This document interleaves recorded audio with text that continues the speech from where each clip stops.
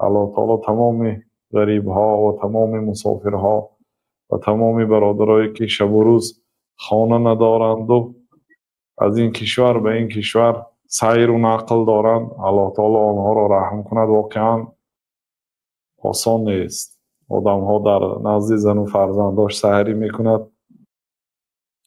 اینه در برنامه برادری گفت که ما سحری میکنیم و برای دندان شستن دیگه وقت نمیموند.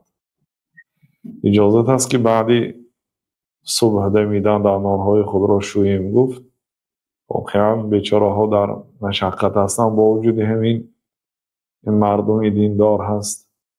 این مردمی هست که اگرچه 70 سال در زمان شوروی و بعد از آن 30 سال با دین او جنگیده شده ایستاده است، همیشه تنگی ها محدودیت ها هست، ولی که این مردمی در قرارت قلبش ایمان دارد، به الله تعالی باوری دارد، به روز قیامت باوری دارد.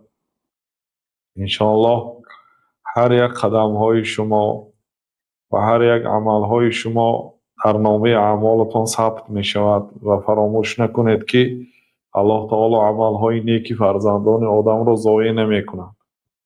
انشاءالله در این سفرها روزه داشتن اجرش بزرگتر است از آنهایی که در خانه هایش روزه می دارد.